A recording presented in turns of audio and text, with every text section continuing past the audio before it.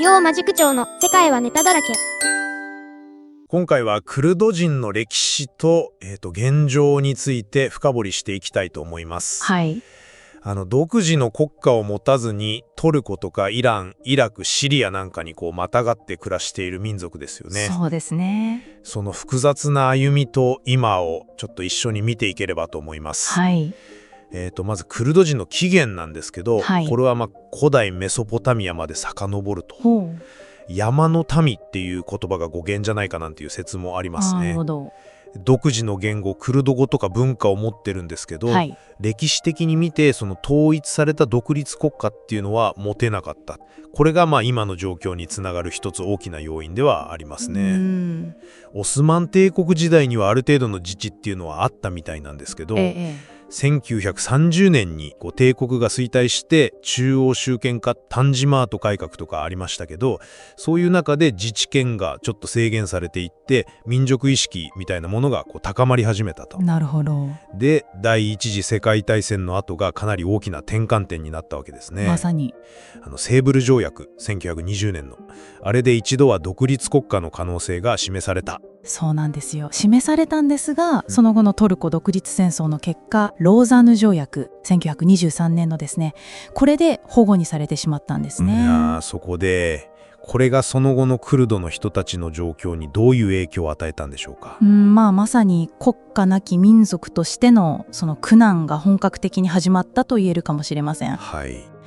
例えばトルコでは彼らは山岳トルコ人なんて呼ばれてですね、クルド語の使用が禁止されたりとか、かなり厳しい同化政策にさらされることになります。言語まで厳しいですね。イラン、イラク、シリアでも、国の政策によって濃淡はありますけど、やっぱり文化的な権利が制限されたり、アラブ化政策みたいなものが行われたり、イラクでは特にサダム・フセイン政権の時代ですけど、アンファール作戦っていうのが ありましたね。これは化学兵器も使われたと言われていて、国際的にはジェノサイド、集団虐殺だと非難されています。そんな過酷な状況があったんですね。そうした抑圧に対してやっぱり抵抗運動も起きてくるわけですよね。そうですね。各地で自治とか権利拡大を求める運動が激しくなっていきます。特にトルコでは1978年にクルド労働者党 PKK が設立されます。PKK ですね。で1984年からは武装闘争を開始するんですね。最初は独立を目指していたようですが、途中からは自治権の拡大へと目標を転換したと言われています。なるほど。ただこの PKK の活動は、トルコ政府とか、あと欧米諸国からはテロ組織として指定されていまして、40年以上続いた闘争で、これは BBC なんかの報道によると双方で4万人以上が犠牲になったとされていますね。4万人、想像を絶しますね。指導者のオジャラン氏は今も1999年に拘束されて現在もトルコで収監中です。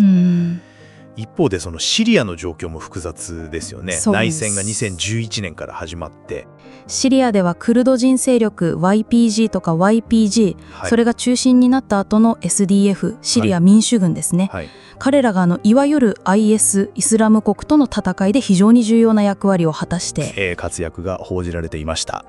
結果的にシリアの北東部に事実上の自治政府 AANES と呼ばれるものを築いたわけですけど、これに対してトルコは YPG を PKK の分派だとみなしてるんですね。つながっていると。そういう見方から何度もシリア領内に軍事介入を行っている。このあたりの関係性も非常に入り組んでますね。そういったその故郷での不安定な状況っていうのがディアスポラ、つまりふるさとを離れて暮らす人々を生む背景の一つになっていると。その側面は大きいと思います。日本にも主にトルコ国籍のクルド人の方々が暮らしていらっしゃいますね。よく聞くのは埼玉県の川口市とか蕨市あたり。そうですね。そこにコミュニティができていて、一部ではワラビスタンなんて呼ばれたりもしています。日本に来られる経緯としては、多くの場合トルコとの間の短期滞在ビザの免除措置を利用して来日して、その後に難民申請を行うっていうケースが多いと指摘されています。ただその日本の難民申請っていうのが非常に厳しい。そうなんですよ。 UNHCR 国連難民高等弁務士官の報告なんかを見ると、例えば2021年ですけど、トルコダッシュのへの認定率がカナダだと 95%、イギリスで 79%。高いですね。それに対して日本はもう極めて低い水準だと。2004年から20年間で認定されたのはわずか1人だとか4人という数字もあるようです。4人ですか。非常に少ないですね。その結果どうなるかというと、認定はされない。でもじゃあ国に帰れるかというと、それも様々な事情で難しいという仮放免の状態の方が多くいらっしゃるんですね。仮放免。はい。この状態だと原則として就労が許可されないので、生活に困窮してしまうという問題も指摘されています。働けないとなると生活は厳しいですよね。過去には2004年に入管庁がトルコで現地調査を行った際に、難民申請者は出稼ぎと断定する報告書をまとめていたんですが、そのやり方について問題があったとして日本弁護士連合会から警告を受けて、調査結果が事実上封印されたなんていう報道も産経新聞でしたかね、ありました。そんなこともあったんですね。地域社会との関係っていう点ではどうなんでしょうか。一部で例えば2023年に川口市の医療銭湯周辺であった騒動みたいなトラブルが大きく報じられたりとか、SNS なんかでクルドカーみたいな言葉が使われるっていう側面もあります。ただ一方でクルド人の方々自身のよる地域の清掃活動とかパトロール活動みたいな、そういう取り組みも行われているようですよ。なるほど。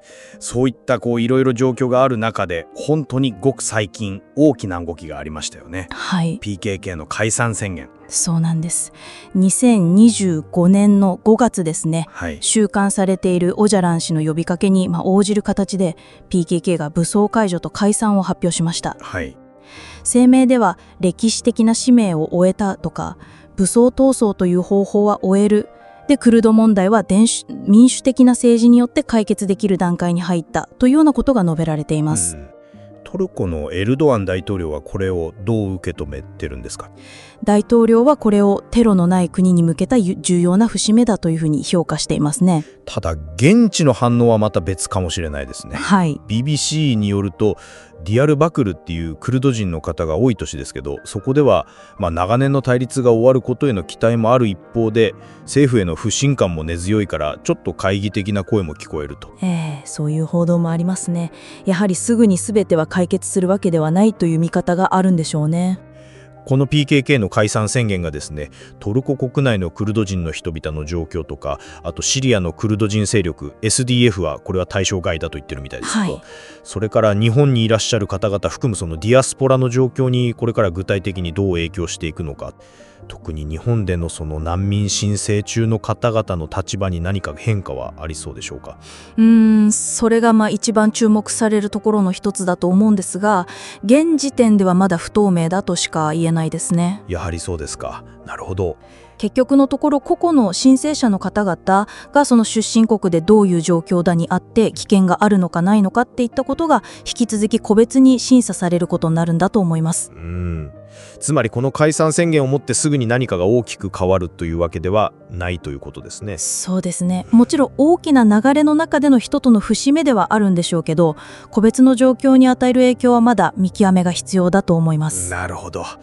本当に長い歴史の中で国家を持つことが叶わず、周辺国との間で複雑な関係性を持ち続けてきたクルドの人たち、そして日本を含む世界各地でディアスポラとして生きている現代。今回の PKK の解散宣言も一つの転換点にはなるのかもしれませんが、シリアの情勢もまだ不安定ですし、各国の政策もいろいろありますし、依然として課題とか不確定な要素が多い状況ではありますね。国際的な原則、例えば難民保護とかそういうものと各国の独内事情とか政治的な配慮みたいなものが交錯する中で、彼らの居場所っていうのはこれからどうなっていくのか。特に日本にいる私たちにとっても難民申請者の待遇の問題なんかは他人事ならぬ問いなのかもしれないですね。そうですね。はい、今回の探求はここまでとしたいと思います。このテーマについてさらに知りたいこととか、あるいは何か感じたことなどありましたら、ぜひコメントで教えていただけたら嬉しいです。このチャンネルではこのように一つのテーマを様々な角度から掘り下げています。よろしければチャンネル登録、それから高評価、そしてコメントもぜひよろしくお願いします。お願いします。それではまた次回お会いしましょう。